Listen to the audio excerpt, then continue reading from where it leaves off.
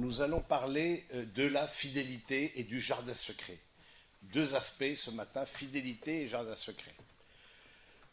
Fidélité qui est un pilier du mariage à l'Église, mais comme je vous l'ai dit aussi, qui fait partie des engagements dans le mariage civil. Quand vous écoutez le code que vous lit l'officier ministériel qui vous marie, etc., il vous lit le code, et entre autres, il y a la question de la fidélité. Comment entendre au début, je parlais même pas de ce sujet-là. Pour moi, c'était tellement pas un sujet. Bon, je dis voilà, les gens qui sont là en face de moi s'engagent dans le mariage, ça. Et puis, progressivement, j'ai eu affaire à des personnes qui, au sein de la préparation du mariage, ont manqué à la fidélité. Et je me suis dit, waouh, les temps changent, et du coup, ça fait partie, par exemple, d'une des raisons où j'arrête la préparation. Il y a quelques raisons où j'arrête d'accompagner le couple complètement, entre autres parce que j'estime qu'il n'y a pas une maturité, il n'y a pas un apaisement dans l'affectivité nécessaire. Et pour moi, là, ça c'est tolérance zéro. C'est un truc, je suis psychorigide, c'est là-dessus. C'est la question de la fidélité, tolérance zéro. Du coup, comment la comprendre, cette fidélité? La comprendre de deux manières. On peut dire la fidélité à l'intérieur du couple et la fidélité du couple par rapport à l'extérieur. Donc intérieur et extérieur. Intérieur, c'est-à-dire dans la relation de couple elle-même. Fidélité, vous savez, ça vient de fides fidei en latin, qui veut dire foi, qui veut dire confiance. Tout ça, c'est la même racine. Comment vous pouvez me dire, mais comment est-ce qu'on peut manquer de fidélité à l'intérieur du couple? Oui, on peut manquer de fidélité sans aller voir ailleurs. On peut manquer de fidélité à l'intérieur du couple quand on ne rentre plus dans une logique de don. Quand on ne met pas la vie de couple en premier.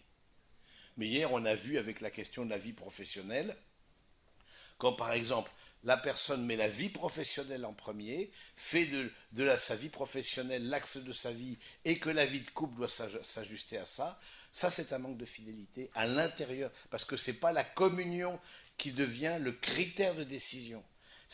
Et ça, on en a parlé hier soir, hier fin d'après-midi, plus exactement, avec vie pro, vie perso. Est-ce que c'est la communion qui est le critère de décision, ou est-ce que le couple est à la remorque de mon projet professionnel, par exemple, parce qu'on m'a donné une ascension professionnelle, une promotion, etc. Du coup, tout le monde doit déménager, tout le monde a famille, etc., etc. Et ça c'est pas en place. Vous voyez, on ne met pas un manque de fidélité à l'intérieur du couple, c'est de ne pas mettre le couple comme le cœur de tout, le critère de vos décisions. Comme le critère de vos décisions. Et là, je pense que ça, c'est un...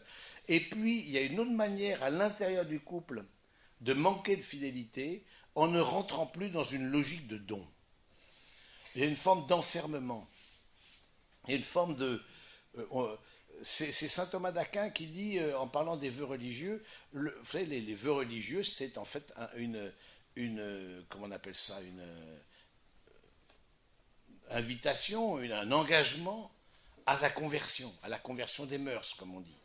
Hein, Saint Benoît parle de ça, la conversion des mœurs. Le moine doit se convertir, par les vœux, il s'engage à un style de vie qui l'invite à se convertir. C'est-à-dire se convertir, c'est-à-dire se tourner vers le Seigneur. Mais il est déjà moine, il est déjà converti. Non, mais on ne termine jamais de s'ajuster à l'évangile.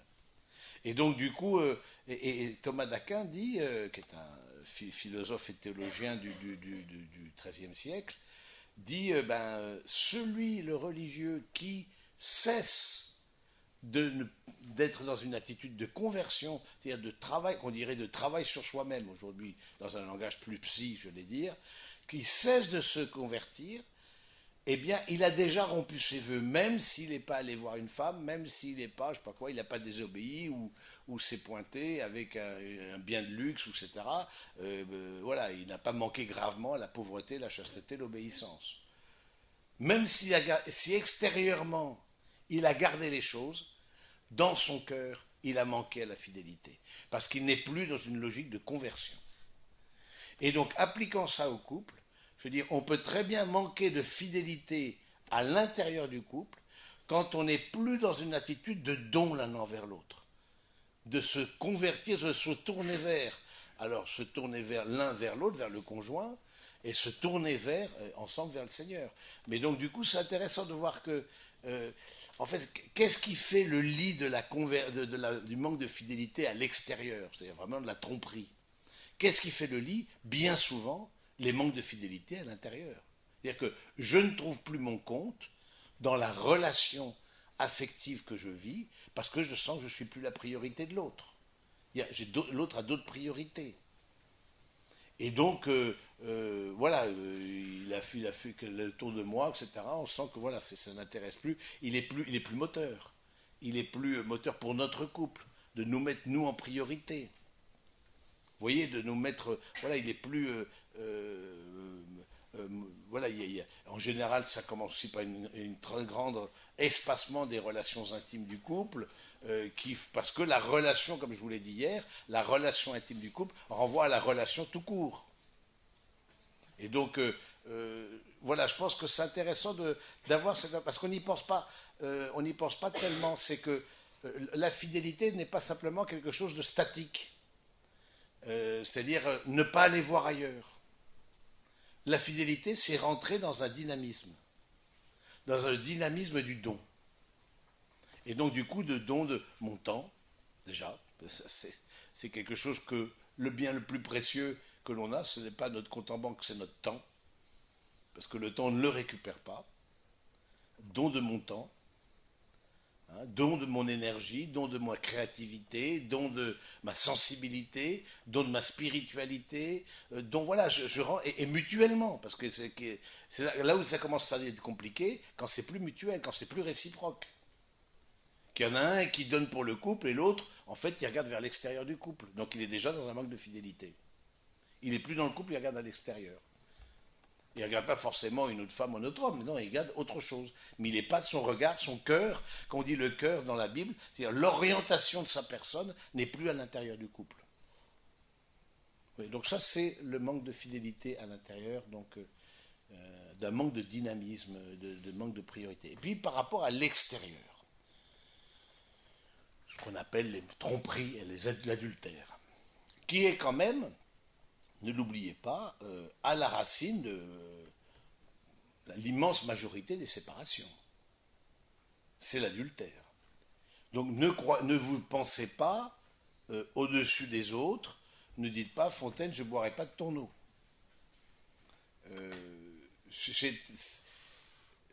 Du coup, moi, c'est un certain nombre de critères et de mises en garde. Premièrement, pas de one-to-one avec les personnes de l'autre sexe. Ça veut dire quoi? Ça veut dire que, et singulièrement dans le monde professionnel, quand dans le monde professionnel, vous avez quelqu'un qui vous dit mais tiens, mais pourquoi on n'irait pas boire un pot ensemble, et que régulièrement il fait la demande, ou dès que vous sortez pour faire votre pause, etc., il est là ou elle est là, etc., dites-vous que dès que vous laissez entrer quelque chose, dès que vous laissez franchir, c'est une barrière invisible, j'allais dire. C'est invisible qui fait que l'autre dit non, là, je ne peux pas passer. Mais quand vous semblez comme abaisser cette barrière-là pour laisser entrer l'autre dans une forme d'intimité, de partage, de ce que vous vivez, etc., vous êtes en danger. Parce que c'est exactement ce qui s'est passé au début de votre relation. Vous avez laissé rentrer l'autre dans votre intimité, vous avez commencé à partager vos sentiments, ce que vous ressentiez, etc. Donc, il y a une garde du cœur et une garde du regard.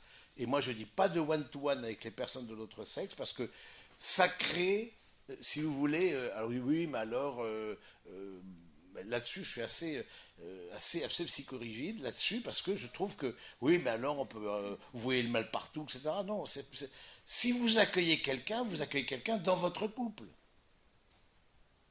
C'est un bon ami, ben oui, vous pouvez avoir des amis garçons-filles selon le cas d'avant. Il ne s'agit pas de casser les liens, mais de redimensionner les liens.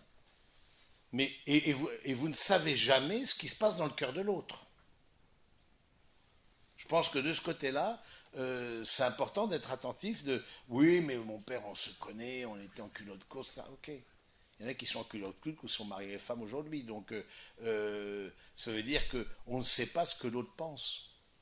Et le fait d'entretenir, de laisser une porte ouverte, de laisser, je prépare un couple, etc. Et elle m'a dit, moi je me pose très régulièrement cette question-là quand je prépare au mariage. Je dis, mais est-ce que vous vous êtes trouvé dans des situations ambiguës, à vous faire, en un mot comme un sang, à vous faire draguer? Mais pas, autant vous devez vous draguer entre fiancés, ça, il n'y a pas de problème, mais à vous faire draguer par une personne extérieure. Et la jeune femme dit oui, je me suis retrouvé par quelqu'un que je connais, que je pensais être un ami, mais on pensait, mais et du coup, il commence à me faire sa déclaration alors que j'avais ma bague de fiançailles au doigt. Je veux dire, le type, il a peur de rien. Et puis, bon, et puis de loin en loin, il commence, ça faisait 1 an parce qu'on était amis sur LinkedIn, etc. Il me souhaite bon anniversaire de rentrer dans l'entreprise. Je veux dire, bon, tu vois, ça, un truc comme ça, des trucs comme ça, tu l'enlèves de tous tes contacts. Donc, même si vous devez enlever la moitié de vos contacts, vous enlevez vos ex de vos contacts, même si c'est la moitié de vos relations sur lesquelles vous devez faire un trait. Moi, je dis, brûlez les ponts avec les ex. Et puis la fille, elle dit, est-ce que je vais pas l'inviter à mon mariage? Je dis, mais ça va pas là. Non, mais complètement naïve. Je dis, mais ça va la tête là, mais et lui, il faisait des bons comme ça. Il dit, mais non, ça c'est non. Et il ne sera pas notre mariage. De même, les ex n'ont pas à être à votre mariage. Pas une évidence. Ils sont, voilà, et bien souvent, avec je dis les ex parce qu'il y a des tentations qui peuvent venir avec plusieurs années de mariage, des gens, ah ben, une copine que j'ai eue au collège, au lycée, que je retrouve sur Facebook, ah tiens, si on se voyait, etc., tous les deux, en dehors de la maison, etc. Et c'est comme ça que ça dérape. Donc, vraiment, d'avoir une garde du cœur, d'avoir des limites. Et puis un autre point, vous serez l'un pour l'autre la dernière amitié de l'autre sexe.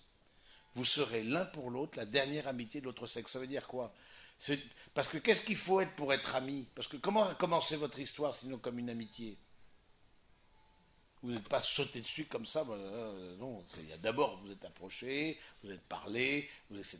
Vous avez vous raconté votre vie, puis en devisant sous la grande ours, etc.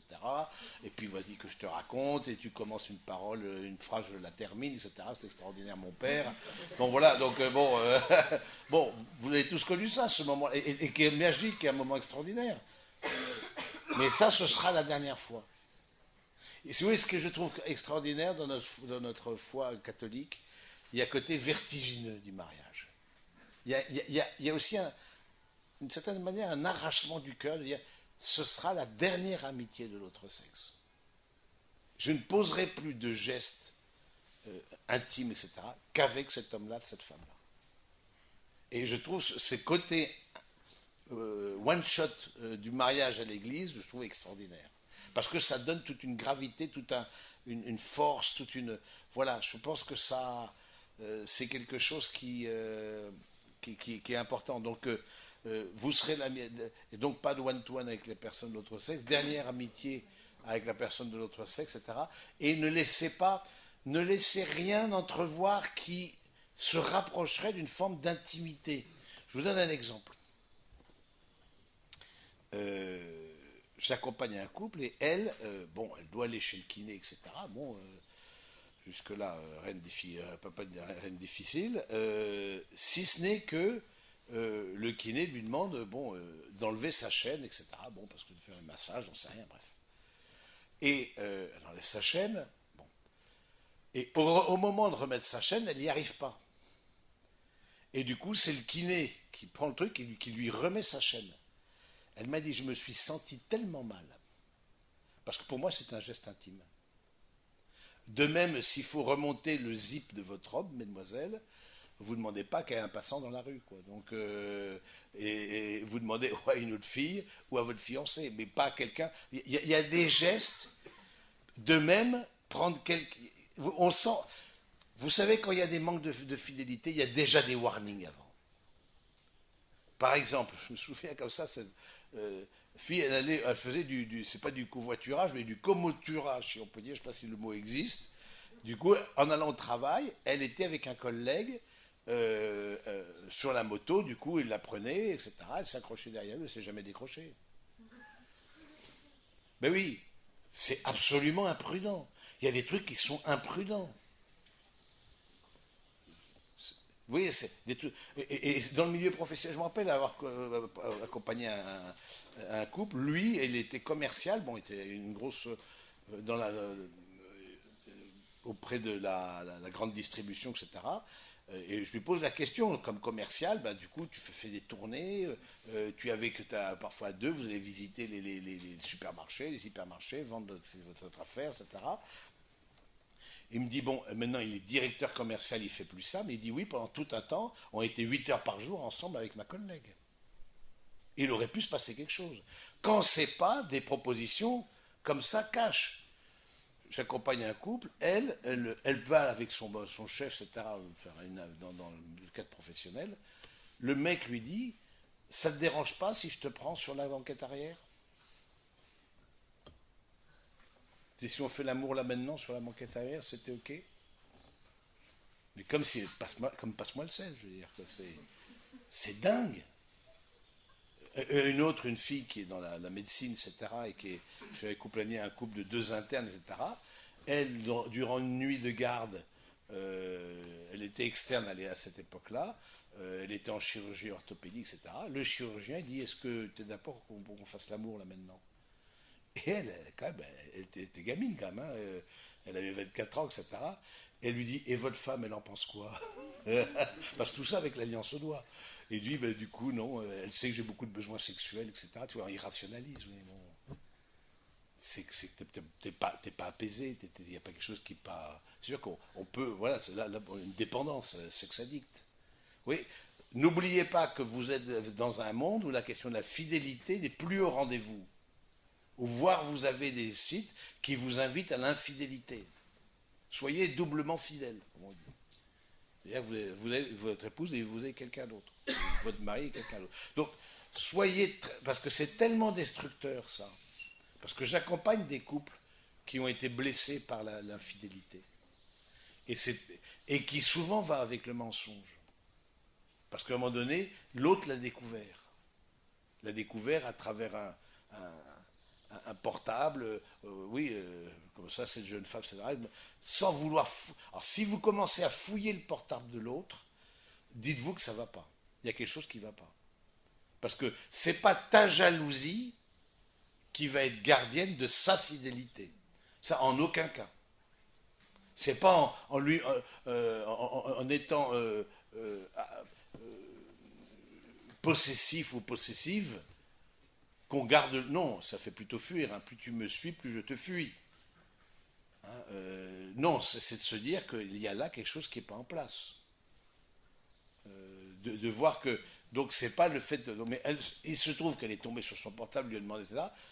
Et elle a découvert, comme ça, sans vouloir, un texto comme ça d'une des filles, un texto un peu salace, etc., sans équivoque. Tu es l'homme de ma vie, tu es monsieur, machin, etc. Mais son mari, c'est quoi ça? Ah, mais il ne s'est rien passé. Vous voyez, c'est. Et du coup, forcément, ensuite, mais c'est pas en fliquant l'autre qu'on garde l'autre fidèle. Certainement pas. Donc cette question de la fidélité, de ne pas baisser les barrières, de garder, on ne se confie pas à une personne de l'autre sexe, surtout de ce que l'on peut vivre dans son couple. Oh, tu sais, avec mon mari, en ce moment, c'est pas. Du coup, je m'épanche comme ça avec l'autre, etc. Et puis même, je pense que les questions de prudence, de distance, je me rappelle comme ça cette jeune fille, etc., qui est vraiment une jeune fille tout à fait saine, etc., mais très bon public. Très bon public, et donc du coup, par exemple, elle va dans une soirée et un de ses amis revenait d'Amérique latine. Et du coup, il lui fait le récit de son voyage. Et elle était complètement. Mais elle a buvé ses paroles. Mais 1 heure durant, pendant la soirée, avec son fiancé dans la soirée qu'elle n'a pas vu, quoi. Et donc, du coup, je lui dis, là, tu vois, t'as manqué à la prudence. Que tu écoutes, etc. Mais tu ne veux pas être comme ça, boire l'autre. L'autre, il dit, mais C'est pas possible, cette fille-là, je l'ai complètement séduite, quoi. Elle va se faire 1 heure que je parle, et elle rit à toutes mes blagues nulles, etc. etc. Mais c'est bon, c'est dans la poche. Mais elle ne pensait pas comme ça. Il y a des formes de naïveté. Donc, aussi, je vois une autre fille, et du coup, je pose la question à son fiancé, là, celle-là. Je lui dis, est-ce que tu as été, ça t'a gêné? Il me dit oui. Je me suis senti gêné que pendant 1 heure, ma fiancée soit avec un garçon à rire, machin, etc., en me laissant un peu de côté. Je ne demandais pas qu'on soit collé, etc., mais à minima 1 heure, c'est quand même pas mal dans une soirée. De même, la question de l'alcool.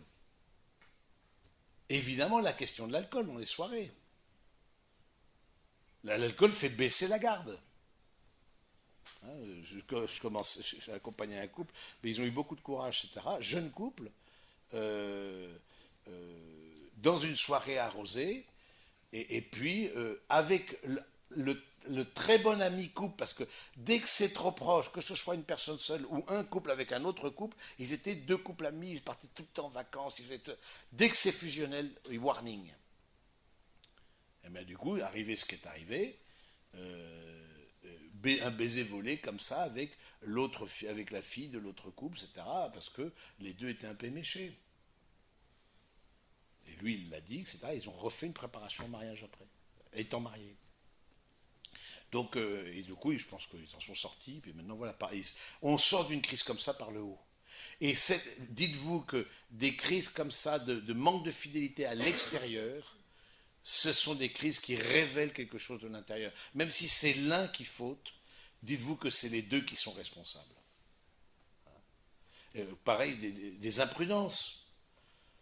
Une fille, elle me dit, c'est marrant, elle ne se rendait pas compte, etc. Mais elle arrive, alors il y a des formes de pulls, j'ai découvert assez étonnantes, où en fait, il y a la manche là, qui est couverte, mais là, c'est pas couvert.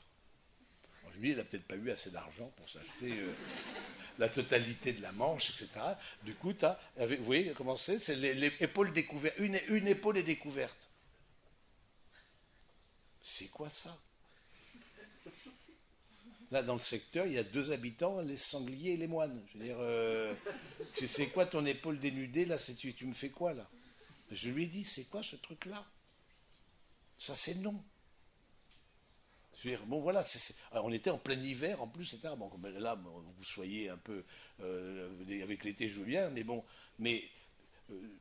Même, je me rappelle comme ça, une fille qui arrive, etc. C'est la première rencontre, hyper maquillée, alors, je pensais qu'elle allait en soirée. Elle venait juste me voir. Je lui dis, ça ne va pas s'amuser beaucoup hein, avec moi. Ça va pas être du fun. Hein. Donc là aussi, je pense que la deuxième fois, elle l'a mise en veilleuse. Si moi j'ai découvert ça, t'en fais pas que ton collègue il l'a vu. Si tu arrives comme ça au travail, t'en fais pas que si moi, homme, j'ai vu, je me suis dit, tiens, cette fille-là, qu'est-ce qui se passe? Moi, je lui ai dit. Mais son collègue l'a vu, il dit, cette fille-là, elle cherche quelque chose. Hein, de même, cette fille qui, enchaîne 7 danses d'affilée avec le même cavalier. Mais mon père, il dansait comme un dieu. Et mon fiancé comme un pied. Donc, le fiancé à côté. Et donc, mais je lui dis, au bout de la 3e danse, je t'assure que ton cavalier a arrêté de penser au Sacré-Cœur de Jésus. Ça, je te le dis tout de suite. Ça, c'était pas sa priorité maximale. Hein. Ça, si tant est que ça le fut, même dès la première danse. Mais voilà, c'est imprudent. C'est imprudent. Ne vous mettez pas dans des situations où on pourrait laisser penser que. Oui, vous ne mettez pas dans des situations comme ça. Vraiment. Et surtout qu'il y a des warnings. Et du coup, parfois, on veut se prouver qu'on plaît. On veut se prouver qu'on a encore du sexe à pile. On veut se prouver quoi. Non, tu n'as rien à prouver. Si tu as quelqu'un qui t'aime, qui a dit oui pour la vie, qu'est-ce que tu veux prouver à d'autres personnes extérieures, étrangères? Non. Oui, donc je pense que c'est quelque chose, en tout cas, qui pour moi, pour moi, ça c'est extrêmement important. Extrêmement. Et ça dit des manques de fidélité, ça dit des difficultés de couple, mais parfois aussi des difficultés personnelles, des besoins de plaire. Il faut. il y en a qui sont tellement dans un besoin d'approbation, tellement dans un besoin de plaire dans le regard de l'autre, d'approbation, oui, d'encouragement, voilà, voilà, ils vivent dans le regard de l'autre. Mais non, c'est vivre par procuration. Donc ça, c'est non. Oui, c'est des choses comme ça, c'est des trucs basiques, hein, mais si vous mettez ça en pratique, je vous assure, ben déjà, vous réduisez par... Et dès que vous tomberez amoureux de quelqu'un d'autre, c'est évident. Vous tomberez amoureux, amoureuse de quelqu'un d'autre. Ça me paraît une évidence même. Sur les milliards d'êtres humains qu'il y a sur la Terre, il y a d'autres personnes qui vont vous toucher, qui vont... Parce qu'on est attiré grosso modo par le même style d'homme, par le même style de femme. Et donc, du coup, il y a d'autres personnes avec qui vous allez être attiré. Mais la question, c'est le fait d'être attiré n'est pas un problème. C'est un fait. Hein, d'autant plus que vous passez plus de temps avec vos collègues qu'avec votre conjoint. Simplement, quand vous êtes attiré par quelqu'un, quand vous êtes séduite par quelqu'un, dites-vous, on peut être séduit par l'intelligence de quelqu'un, la beauté de quelqu'un, la culture, etc., etc.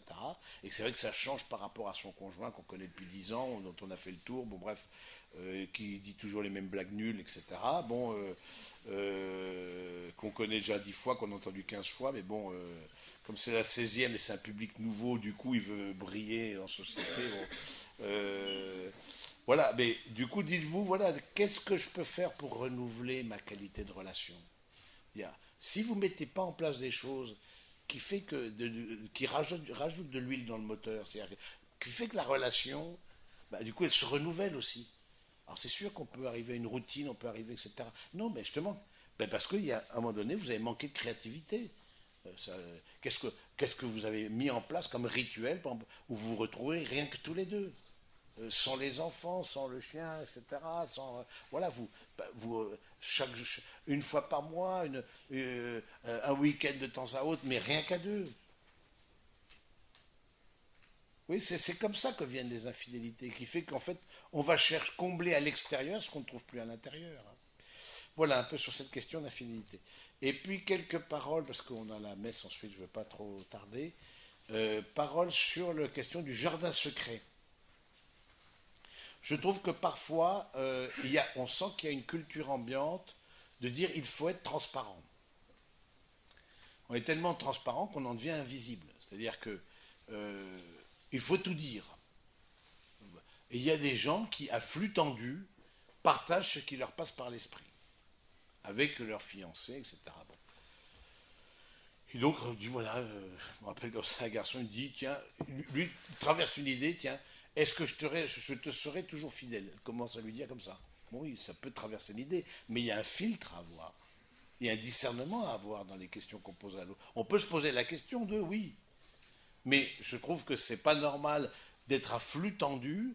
Je pense qu'il y a un discernement, il y a des choses, il y a un jardin secret. Fait partie de ce jardin secret, ce que les extorsions, on a parlé d'ex, vous n'êtes pas obligé d'interroger l'autre par le menu sur ces histoires amoureuses antérieures. C'est une préparation au mariage, c'est pas une enquête de police. Je veux dire, voilà, on suppose que si vous mariez à 30 ans, il y a peut-être une ou deux histoires un peu sérieuses. Voilà, mais point. Et du coup, qu'est-ce que vous voulez? Vous voulez vous rassurer? Vous voulez comparer par rapport à l'autre fille ou à l'autre garçon ou quoi qu'est-ce? Non, je pense que là, il y a une certaine... Ça fait partie du jardin secret. On suppose que l'autre a eu une vie avant. Bon, ça me paraît assez légitime. Fait partie du jardin secret aussi la dimension spirituelle, c'est-à-dire vos intentions de prière. Fait partie de votre jardin secret ce que vous dites au prêtre dans la confession. En revanche, ne fait pas partie du jardin secret ce qu'il y a sur votre compte en banque. Ou plutôt ce qu'il n'y a plus sur votre compte en banque. C'est-à-dire que c'est plutôt ça dans ce sens-là. Il y avait, mais il n'y a plus. Du coup, tu t'es acheté quoi? Et ça, alors, souvent, je vois l'organisation des couples à 80% d'accord, je campagne, c'est chacun garde son compte perso, et ensuite, il y a un compte joint. Mais du coup, il faut que je sois capable de montrer à mon conjoint le relevé de mon compte perso. que mon compte perso soit pas le moyen de me payer des trucs que j'aime bien, mais en fait, on est un petit peu juste. Je ne dirais pas trop grand-chose à mon conjoint, etc., parce que je me ferai plaisir, des petits plaisirs, etc. Mais non, là, ça fait pas partie du jardin secret, par exemple. Parce que du coup, il y a quelque chose du bien commun du couple. Euh, voilà, ça, et donc ça doit être dit. Euh, Fait partie du jardin secret des confidences que vous avez pu avoir. Des gens qui vous ont confié un peu sur le du secret. Euh, euh, voilà, tu sais, là, on m'a détecté un cancer, on m'a détecté, etc. Mais je ne l'ai même pas dit à ma femme. Tu ne vas pas rentrer de dire à la tienne dès que tu rentres chez toi. Non, savoir garder les choses. Alors, jardin secret ne veut pas dire vie secrète.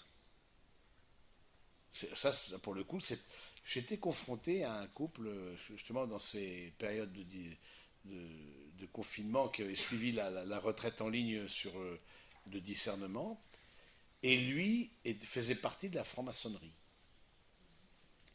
Lui faisait partie de la franc-maçonnerie. C'est-à-dire qu'il avait toute une vie secrète. Eh bien, finalement, ils ont rompu. Parce que je pense que, très clairement, en faisant partie de la franc-maçonnerie, il y a des choses que vous devez cacher à votre conjoint. Et ça, je veux dire, ce qui fait que ce n'est pas compatible avec un mariage à l'église.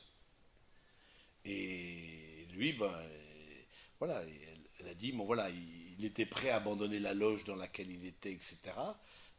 Mais il faut, la franc-maçonnerie, bon, ça a une emprise très forte, je veux dire, dans le sens où ça prend très de l'intérieur, parce que ça vous donne une sorte de pouvoir, accès au téléphone de gens qui sont influents, de gens qui sont importants, etc., de politiques, de chefs d'entreprises, voilà, de gens qui font l'opinion, de médias, etc., parce que, mais du coup, vous êtes obligé de cacher une partie de votre vie, parce qu'il y a des choses qu'on dit entre frères, comme on dit, entre frères, hein, on parle de frères dans la franc-maçonnerie, qu'on ne doit pas dire au conjoint. Oui, une vie secrète. Ça, c'est pas possible, ça. Hein. Jardin secret, vie secrète, c'est pas pareil que vie secrète. Donc, du coup, une vie parallèle. Des choses que, voilà, vous avez une autre vie, ou pendant, je sais pas quoi, pendant un déplacement professionnel, etc., vous avez tout à fait une. Ça, c'est pas ça, jardin secret. Ça c'est déjà le début de la tromperie. Donc voilà, je pense qu'il y a un discernement à faire, et ça on n'en parle pas beaucoup, du discernement à faire dans la parole. On n'a pas un flux tendu à confier toutes les émotions qui nous traversent l'esprit, etc. Il y a des choses à garder pour soi. Alors, c'est un jardin secret, c'est pas une forêt amazonienne secrète. C'est-à-dire que c'est pas où il faut aller avec la pique, la pioche, etc. pour tirer une demi-émotion de monsieur, pour qu'il lui dise ah oui c'était bien. Non, ça c'est au secours là. Là ça va être compliqué là. Hein. Mais voilà, je pense que voilà mes amis. Est-ce que on a 2 minutes un peu pour des questions? Est-ce que ça vous a oui, Alba.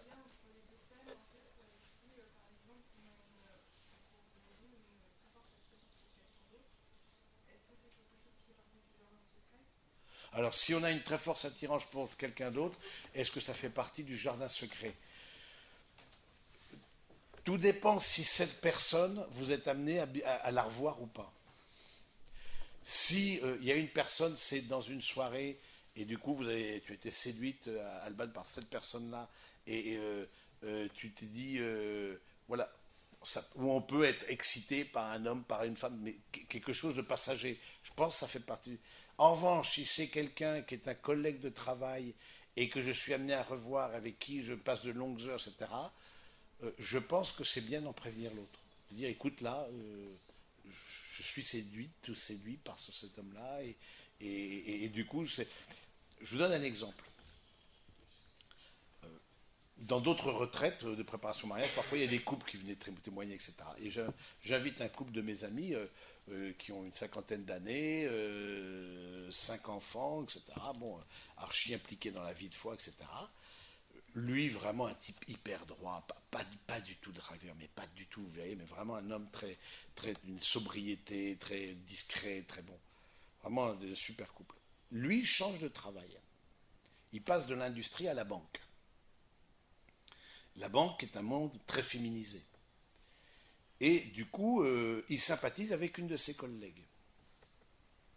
Jusque-là, voilà. Vraiment, il ne s'est rien passé. Et il décide d'inviter cette collègue avec son mari chez lui, avec sa femme, etc., pour un dîner. Bon. Le couple part. La femme lui dit: Est-ce que tu te rends compte que tu es amoureux? Il n'en avait pas pris conscience. Il n'avait pas pris conscience qu'il était attaché. Et le lendemain, il posait sa démission. Voilà, s'il y a des situations, ben, il dit oui, je ne peux pas me mettre en danger, etc. Vous retrouverez des gens avec qui vous allez accrocher, qui ont le même niveau d'études, qui ont la même appétence, les mêmes goûts, peut-être les mêmes convictions aussi religieuses, les mêmes, etc., avec qui vous allez, même les convictions politiques ou sociétales, vous allez être raccord sur beaucoup de choses. C'est pour ça qu'il n'y a pas l'homme de ma vie, la femme de ma vie, ça ne veut rien dire. Il y a des tas de personnes avec qui on peut faire une vie, heureusement. Donc, je pense, si c'est simplement de façon passagère, je pense que c'est bien de le garder pour soi. Maintenant, si on commence, il commence à y avoir un échange de textos, etc. Maintenant, écoute, là, ce garçon-là, ça fait plusieurs fois, je regarde le texto que j'ai reçu. Du coup, je crois que c'est important que ça rassure l'autre. Dire, voilà, je pensais pas du tout, j'ai rien fait pour ça. Regarde le texto que j'ai reçu. Bon, et ce qui fait qu'on est en transparence par rapport à ça. Quoi. D'autres questions?